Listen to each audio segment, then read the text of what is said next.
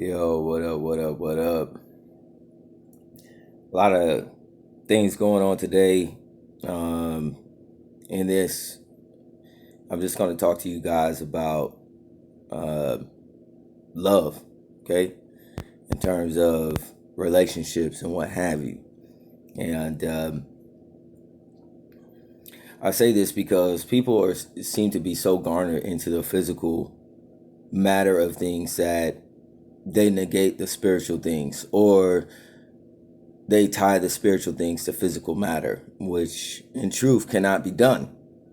All right. For people out there, for advice for young men, I would tell you to fall for no one. All right. But be in love with a woman, who loves you. Second, okay. Second to them loving God. All right. And I want to ask people, why is it that we use that connotation? Why must an individual fall to be in love? All right. The connotation and the misappropriation of cliches denotes a fall in order to be in a relationship. Okay. Which doesn't make sense. Knowing that for those of us who are Christians, we know that Christ is risen. Okay. And if God is love and the Son is the Father, then what use do you have in falling? All right. These are subtle things that have been placed in our mind. All right. In terms of life, you know, be a good human being first. All right.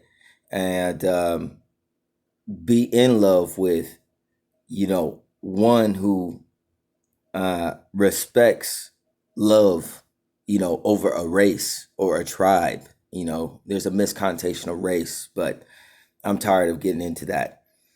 As God is not a respecter of persons, so love is not a respecter of persons either. Okay. And it's written in scripture that God is love. From Genesis, it is written to be fruitful and multiply, which denotes specifically a male and female bringing forth children. All right. If you feel awkward, okay, because many people have these tabs on interracial dating and everything otherwise, but if you feel awkward dating outside of your tribe or your race or whatever, okay, that is a personal issue. All right. How one relates to another is not denoted by appearances, but connection in the ordinance of marriage is predominantly to produce seeds, to multiply, to have children. So if you take a white man and a black woman, you know, and they multiply, they have children, okay, it denotes that your personal inhibitions towards the appearance of another has no precedence over spiritual or natural order, although you are free to keep your opinions. All right. So, you know what I'm saying? If two can get together and produce children, you know what I'm saying, and they have a healthy relationship, you know what I'm saying, your preconceived notions are your own opinions, and you can keep those. All right. That's all right. You can have those. All right. Um, you know, some people reason, okay, some people in their reason that in scripture that a fruit, okay, contains the seed of its own kind, so that if you interracially elope, that would produce a different kind of tree. All right. So let us go down this faulty reasoning that the appearance of a tree may appear somewhat different, yet the nature of the seed is the same. Thus the same gathered in spirit, okay, which precedes looks. The spirit of an individual, the nature of an individual is going to precede the way that they look. All right. How they act, how they conduct themselves. All right. Again, I want to put out that God is not a respecter of persons, and neither is love. Okay. Let the child be the best of both halves, and let reason judge the child. Yet reason holds no luminance to love, as love is spirit, and reason is knowledge, and knowledge falls short, but love grows beyond reason. People do fall in love all the time for wealth reasons, for social status reasons, all right, for the way that an individual looks, all right. Yet in all these things is a fall, and not in truth. Love does not fail. Love does not fall. All right. Love is not prideful. It does not boast. Or love is not preoccupied to judge, but discerns all things. People meditate generational wealth, but a generation is a generation, which does not denote ethnicity. More, when has God acknowledged money at all? God doesn't need money. Love doesn't need money, right?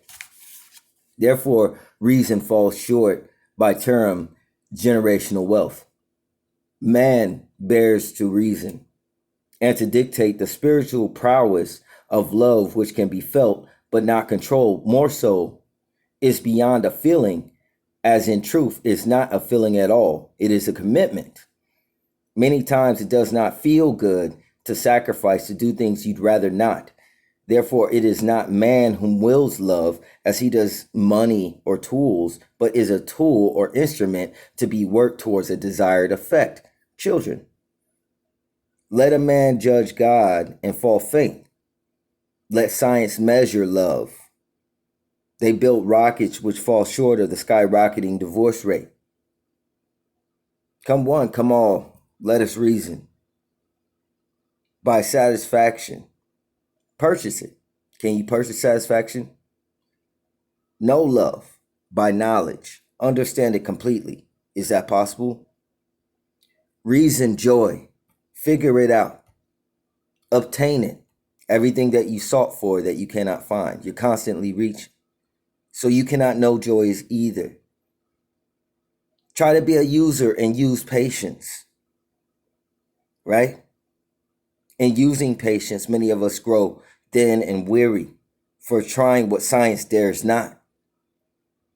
Define the markers of genetics and find reason.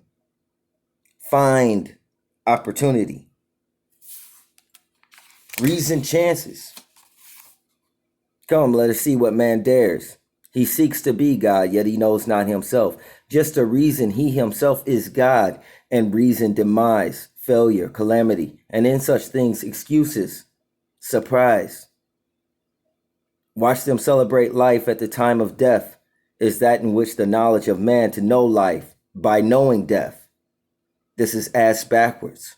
This is man's reasoning. This is knowledge of man. Come, let us reason. The living birds, the calling of the birds, he makes peace and wages war, right? We get our peace through war. He gives threats and no promises. He gives promises and reveals folly. He knows love. No, he makes love and breeds enmity. This is the natural man and his reasoning.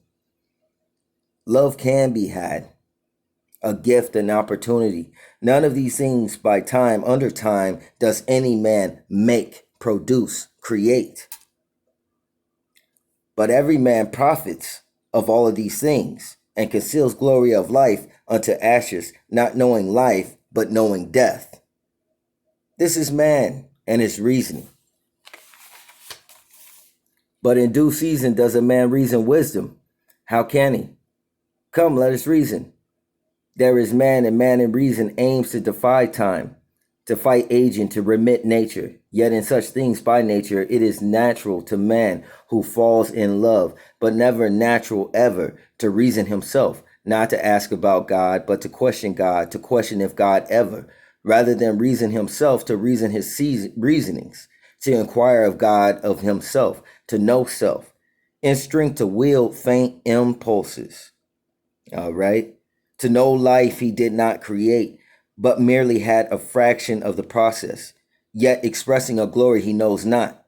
This is man, ass backwards.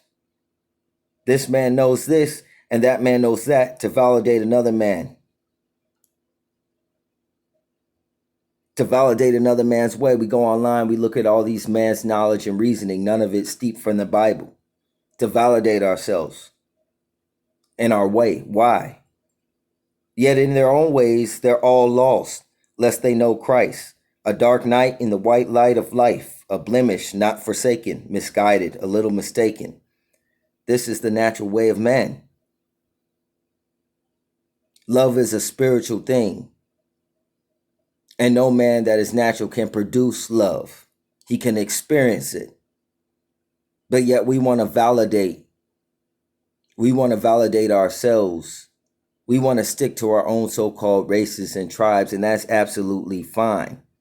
But do not dictate the course of my walk or any other man's walk, or place judgment on that man off the basis of his relationship or his love. Therefore, you're not judging the man, but you're judging love, and God is love. Let you be the fool. Peace and blessings be with you all. And this is how I feel about love, about people's, butthurt feeling and nuances about interracial dating and what have you. If you find a good man or woman and it works, it works. You know what I'm saying? So this ain't the old days. You're in 2021. You're lucky to find somebody that have a good head on their shoulders. All right? So live life, enjoy life, and until that point in time, it's important that you know yourself, that you inquire of God and have understanding. Peace and blessings be with you all. Your reasoning and your opinions mean nothing.